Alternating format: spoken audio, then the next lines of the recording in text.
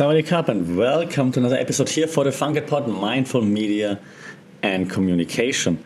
You know what we do, you know what's up because you read the title, you looked at the thumbnail, you checked the social media captions. You know we're talking about what I just said about social media. And if you're new to the podcast, you know it's the place where we usually put that media theories lens over certain issues, certain things. And today we're talking social media. Why? Well, A, because we're all on social media. B, I haven't talked about it in forever. And I know that's a big word, but it's been a long, long time since we talked about social media on the podcast. And C, it's a topic at uni right now. This week we talk about why social media is broken at university. So I was like, yeah, let's tie that in because, well, once in a while you have to think about it and think, why should you break it? Who broke it? Why is social media not social media anymore? You remember the good old days? I mean, that shows again my age now, so don't calculate, but MySpace, you and your customized background music playing on your profile, just a status about how emo you're feeling. The good old days. Now, what is it now? Yeah, exactly. So, welcome to the podcast where we are super positive, super happy-go-lucky, forward-looking, and look at why social media is broken in 2024. So, why would I get my hands dirty, hot burned at this digital dumpster fire, right? Well, A, it's part of university, but B, as I said in the intro, we're all on it. And let's jump into the obvious part, right? Attention. It's all about, and you know that, it's been like this for a while now. It's all about attention and engagement. It doesn't matter if it's positive or negative. Meta doesn't care if it's positive or negative. X certainly doesn't care about anything. I mean, just look at the current AI model they're using, Grok. Insane. So it's clearly not about what's good, what's bad, what's wrong, what's right. It's just about engagement, clicks, views. That's all that matters. That's all that has been mattering for a while now. Okay, so that's of course nothing new. Just to make sure it's still in the back of our heads because that hasn't changed. Right. So good attention, bad attention doesn't matter as long as I get attention. And what is easier to create attention with? Good news or bad news, positive posts or negative, enraging posts. Exactly, right? Exactly that. So that's why you see all those outlandish things that you don't agree with, that you hate, that you dislike, because they get you enraged. It's even like, one example, okay, then we move on. But one example, even if you're like in a political field, and of course we know that the filter bubble and so on, so you only see things that you agree with. Correct. However, even the parties that you agree with, they will use content that gets you enraged. They will not use content that makes you feel better. Like, look at what we achieved so far. Yeah, you see that here and there, but mostly it's like, look at what they're doing. And then pictures from hell and like communism and whatnot, right? So even in our filter bubble, they still work with like those enraging clickbait posts. Very annoying. Like, I already follow you. Be positive. No. It's all about that anger engagement. Okay, but hey, that's not all. That's not the only reason why I think social media is broken. And I mean, remember, again, right now I'm talking to people my age. I will talk to the younger generation in a second. But remember, when we thought that TikTok was chaotic, sweet summer children, you're in for like, because it doesn't stop, right? The development will not stop. So if you think TikTok is chaotic, just wait what's going to happen like in a year from now, in 2 years from now. I mean, right now we see the trend that like artists, musicians release sped up tracks of their actual songs, right, for social media. Oh Lord, yeah. But hey, I actually have an outline. I actually worked on this, so let me follow my outline before I lose it already. So, first step or first point on the menu today is, of course, again, we have to talk about AI because AI clearly is changing the way social media works, social media is understood, and whatnot. Okay, so are chatbots generative AI? Is generative AI our friend, enemy, frenemies? What are we? Right? The bullet points I'm looking at right now that I wrote down, or maybe my AI wrote it down. Who will ever know, right? I'm not sure if I wrote it. Did it wrote it? It understands me so well. So you can already see the thing, right? The theme here. It's very difficult to really see whether or not something is created by AI or not, especially now with, like, for example, AI models such as Grok, the one that the model by Elon Musk, uses a different AI model than ChatGPT is, for example, than Claude, than Gemini.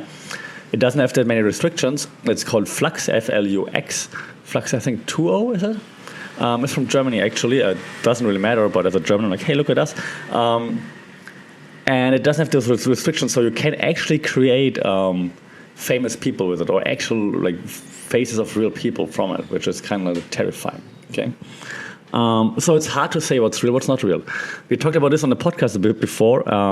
In postmodern media studies, we say that the lines between what's real and what's not real are being blurred, so that you don't really know, is that actual something that happened in real life or not?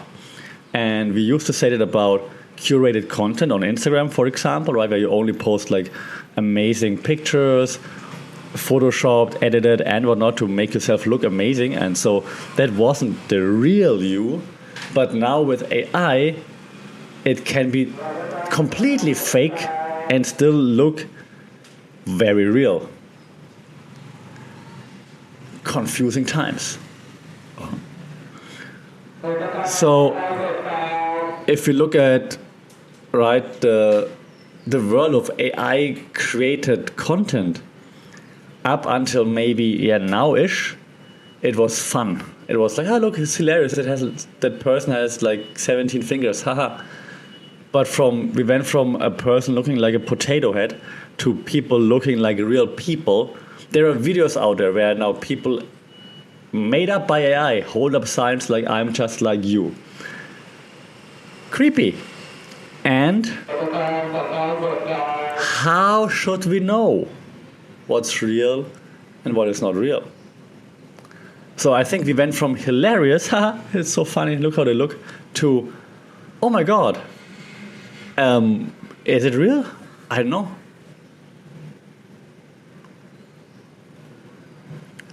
I think right now we're at a place in time where, like, I mean, if you're Gen Z, if you're at the beginning of Gen Z, or the end, so to speak, or like Gen Alpha, your grandma might be able to send you AI-generated memes. And yes, I'm exaggerating, but I'm not. And that is terrifying. Because, with great power, I hope you finished that. Yeah. So if you put that power into the hands of people that, I don't want to say don't care, but that just aren't aware of the implications. And yes, your grandma sending memes is a fun idea, but I hope you get what I'm saying. If you're not aware of the power that comes with, 20 years ago, social media, now AI. Right? Now we all know how social media works, but now if you're not aware of what you can do with AI, positively, yeah, but negatively, definitely also, for sure, then we're in trouble. It's like giving a child a gun, right? Okay, I hope I don't get censored or like taken down for saying that word now. But, right, if someone doesn't know how to use it, it's probably pretty dangerous. And with AI, I think we're heading into that direction. Like, it's way too easy to access, and not enough users know how to use it and what to use it for and when not to use it. Because as always, we're looking for the fastest way to be rich and famous, and that's, as I said in the beginning, rage baiting, rage posting, triggering, and that's just so easy to do with creating AI content. So I think trouble's ahead. And I'm like usually the person that goes like, hey, digital is awesome. I'm telling you, troubles are ahead. And before I paint everything too dark, don't worry. Not everything is like bleak and blank and sad. And since we're also sometimes talking about like business-related matters here, I'm going to tie this in a little bit because I do this at uni as well, of course. If you look at like digital strategies, right? So that's my shout out to my digital strategies class right now. I hope you're listening. Do you have to now manage a brand identity of your client on like 17 different platforms, 24 different metaverses? Metaverse is still alive, I think. I'm not sure. You tell me. Is that freaking confusing? It's also confusing for the audience if your brand is on all the platforms, but like in super different ways. What's your brand identity? Just being everywhere? Do we have to be everywhere? Do we have to monetize everything? Remember how cool Be Real was when it wasn't monetized? I know they've been sold and so on, but now it's just another platform with lots of ads and branded profiles and whatnot. Okay, I was lying. Sadness again. And try to explain to a client why they need a strategy for, I don't know, astral plane or whatever. Like, I mean, like why they need to have like whatever, like an AI generator, you name it. Why do they need to be on? Yeah, Be Real. Why do they need this? Why do they need that?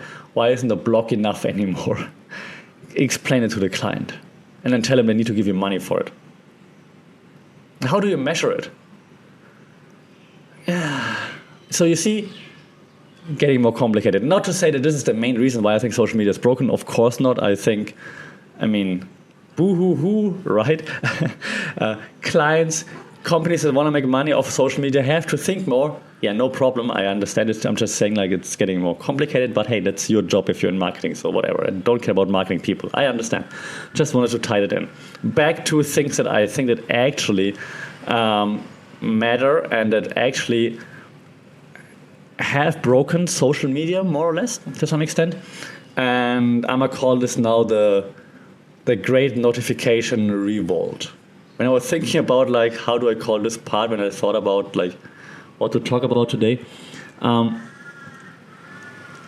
because you have so many notifications on your phone, and let's be honest, who is really managing their notifications? Like who can send you what? You probably most likely say yes to every app is sending you notifications, because when you install the app, you're like, yeah, sure, I want to hear your notifications. That's why I use the app.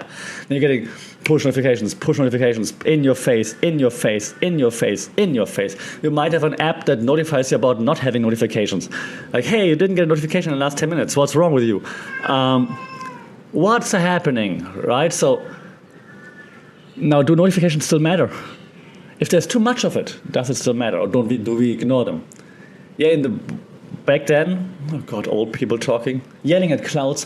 At MySpace times, you get a notification like, someone posted on my MySpace, send me a MySpace message. So cool. Click, read, okay, that's it. Even if it was advertised back then, you're like, okay, doesn't happen that often, click on it, oh, cool. Now you get so many notifications. Do you really open them? Do you really click on them? You're probably like, most likely on your phone, you swipe them away most of the time instead of actually clicking on them, right? So notifications do not matter as much anymore. Push notifications were a great selling point early on for social media, then also for ads if you're in the money-making business. Now, it's just annoying. My whole phone is cluttered with notifications, and I don't allow notifications from every app. And I think that leads to something that I'm trying right now, and I see, again, more and more people doing this, something that I would call now maybe digital minimalism. So you're getting rid of apps, you're getting rid of notifications. You maybe get notifications once a day, like you can say like, hey, give me a summary of notifications, not like live push notifications all the time. Maybe even don't use the apps or mute them. I see this happening more and more and more. Like also statistics show that apps are being more restricted, which is good for us. Like actually taking the step like, okay, hey, I am in charge of whatever I consume, not you. Good. From a brand point of view, frustrating. Why do I develop an app and then you ignore me? But it, of course, it's because apps are annoying. That's why. So, and you might also realize that yeah, I've been doing this for a long, long time because I'm an introvert and I don't like talking to people and I don't like being disturbed. But statistics, again, and I might pack them in the show notes if I don't forget about it, the silent mode is the new loud. Yeah, more and more people are going quiet. Be that social media detox, be that just quiet mode of the phone, not responding to notifications right away. Just like, hey, I'm in charge of my time. I know how valuable it is. I'm so anxious from all the things that are coming in. I will switch it off now. I'm not answering calls. I don't answer calls. Which is an interesting development, which is a good development, I think, to take back your sanity. From the point of view of social media, though, it's breaking it to the extent to, again, fit it into today's theme/topic, because that's not what social media was about, or thought to be about. Social media was thought to be about engagement, two-way communication, and so on. Now, it's more like, I'm gonna check it later. Like, leave me alone. Yes, that's why it fits to social media is broken. Not saying it's a bad thing. Actually, it's a good thing that more and more of us realize, hey, you're not bound to that thing. I'm recording on the phone right now. That's why I'm pointing at the camera. So we're not bound to that thing. We are in charge. Good thing from my point of view, not from the social media's point of view. And kind of sad that it has come to this point that we cannot enjoy social media as much anymore. Yeah, where social media is just there to like occupy your mind while you're commuting. You're just flipping, scrolling through stuff, but not actively engaging anymore. Kind of sad from my point of view, because there was so much potential that unfortunately we have not reached with social media. And another thing that I think kind of broke the whole social media, internet awesomeness, they're like, and hear me out, I make a point, but do you remember when like meme coins were a thing? Yeah, Dogecoin, for example, was the first one. And hey, it's not going to be a crypto deep dive, don't worry. I'm trying to make a point. Yeah, I'll trade you like those, don't cancel me, those rare paper memes for like a cup of coffee, for example. We entered an era where we're in like this, I will call it meme-based marketing, okay? And again, let me make this final point that I try to, put in words, which is difficult because in my head it's like, oh, there's so many things firing right now. But the thing is, absurdity had taken over. Maybe it's getting a little less now. But it's for a while, especially during COVID, right? When like those meme coins, all the things were flourishing. It was all about like being absurd, being crazy, being weird, and it was fun.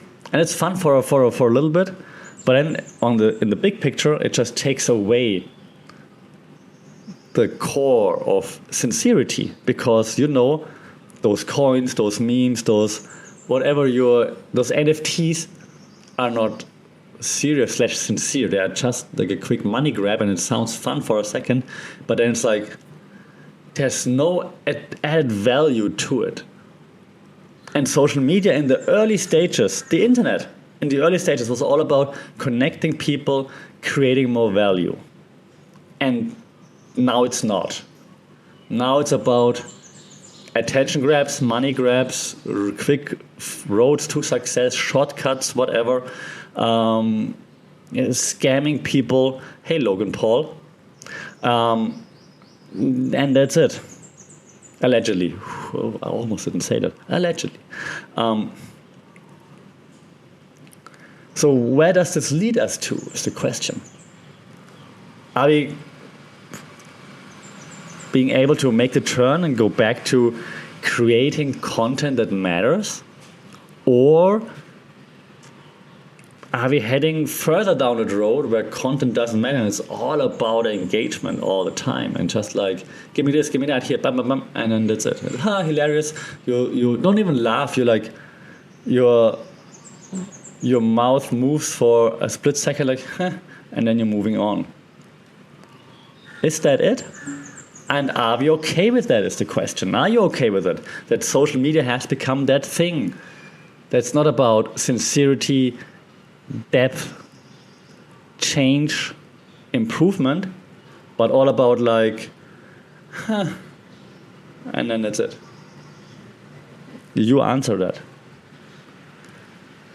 Yeah. I have four more minor points. One, I jotted down, I call it the authenticity paradox. Why? Because, okay, so statistics show that in particular Gen Z is all about authenticity. So when you look at like brands, Gen Z is all about authentic brands, while millennials apparently are more about like the best deals for themselves. Okay, so that's a big difference there. Okay, but now the question is, what is authentic?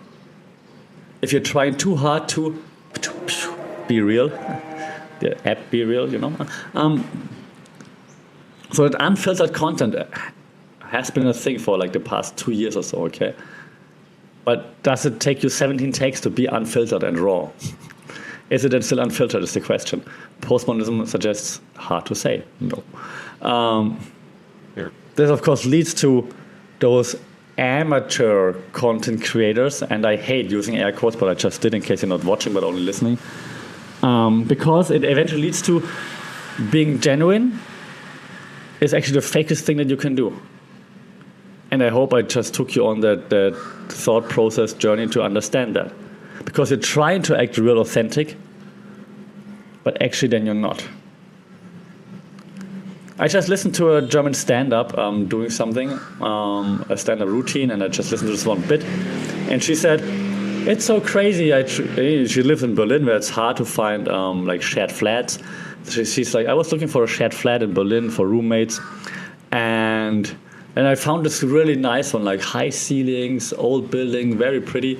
And well, yeah, because they're all vegans, I became vegan for like 3 months, but only when I was at home. Like when I went out, I wasn't vegan, of course. And then that bit continues, whatever. But that's a good point. So you're faking authenticity just so that you get some likes, attention in the moment. So you're like, yeah, I'm authentically that, but actually you're not. So how long can we fake the authenticity? Is it worth it? Should we be faking authenticity? Why are we not our authentic selves? Because some authentic influencers, they look way too, and I said one more time, way too authentic, way too cool when they're being authentic, that it makes our authentic selves feel less. Like we're not as cool, as awesome, as thoughtful, whatever it might be. I follow like this guy on who's about stoicism, right, on Instagram, Ryan Holiday. Cool, nice, inspirational at times, all good. I do think sometimes, like, why is he so thoughtful all the time, and why am I not? Yeah, so that's part of like, it looks authentic, but is he really that thoughtful 24/7? Probably not, of course not. But you only see that this authentic self that is very to the point where you're just like, I'm not like that, but they're not like us. So I hope you get the point. Authenticity is great if you fake authenticity, and it's hard to say when is it fake and when it is not. Again, postmodernism, it gets frustrating, and social media is full of that, unfortunately, as you know, which in my eyes led to social media being broken to some extent. That's just it. One of the other things I want to mention is, of course, it also, hey, welcome to the game show where everybody's a loser, because everybody gets your data. You get data. They get your data. Everybody gets your data. Congratulations, your data's gone. Today, your data has only been sold to 500 companies instead of 1,000. Congratulations. It's crazy the length companies go to for like this crumb of privacy to get it from you, right? And that just showcases how important data is. Right now, anecdotal evidence, I know, no research, but I'm getting more unsolicited text messages than ever before. Just one example here in Thailand right now. Okay? But it shows you that your privacy, your data, definitely not secure. And that just, it seems still to work to just spam an audience with messages, right? Be it emails, be it SMS, be it direct messages. Even LinkedIn, I mean, hey LinkedIn, what's up with that? Even LinkedIn sells your data, so and that you're getting like, I get like 2 or 3 marketing weird job messages per day on LinkedIn. Like, what's up with that, LinkedIn? Fix it. The hell? So everybody gets your data, right?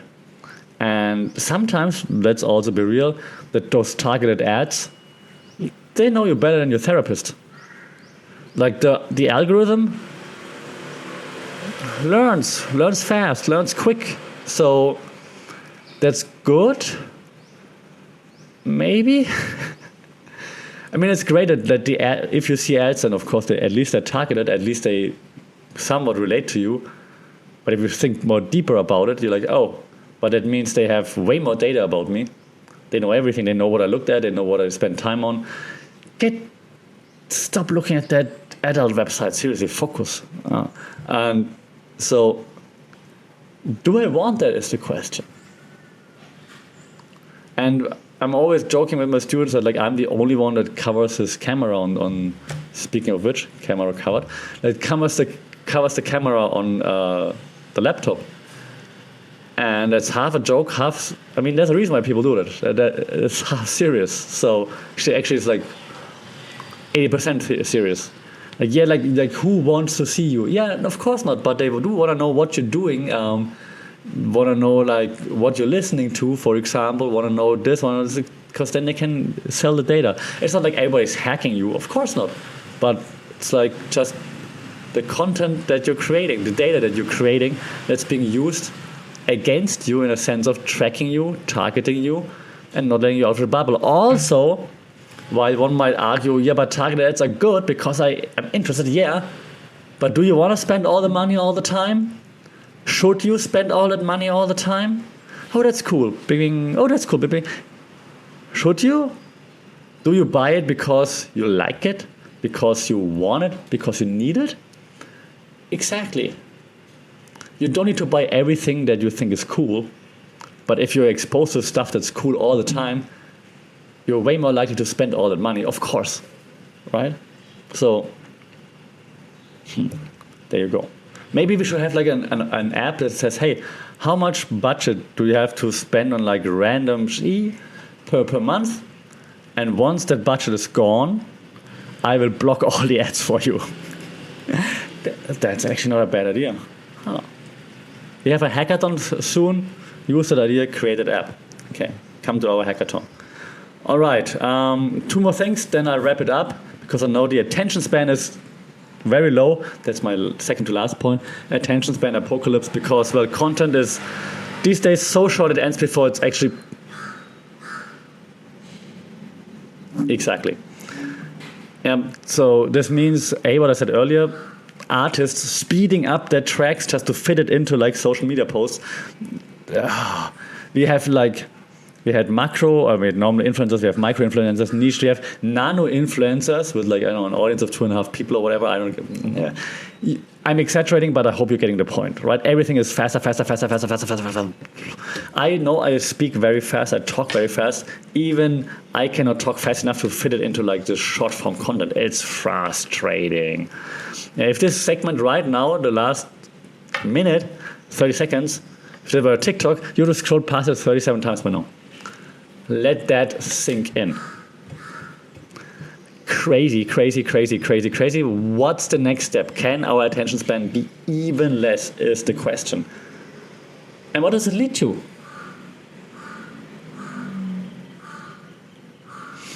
Us not being able to read whole books, not being able to pay attention in lectures, not being able to hold conversations, to actually be active in conversations, so listen, take it in, process it, and then give actual feedback, answers that relate to what the other person just said.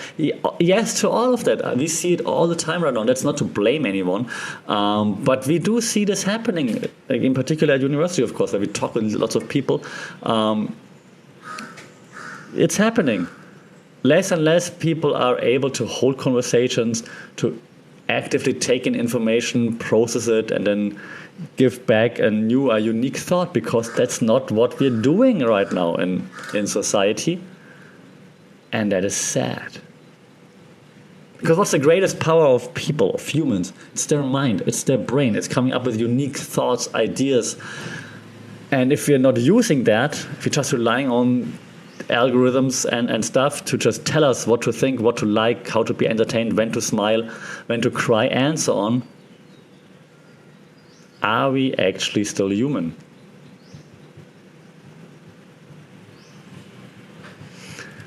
Yeah. I will try to find a way to not end it on a low note, hopefully.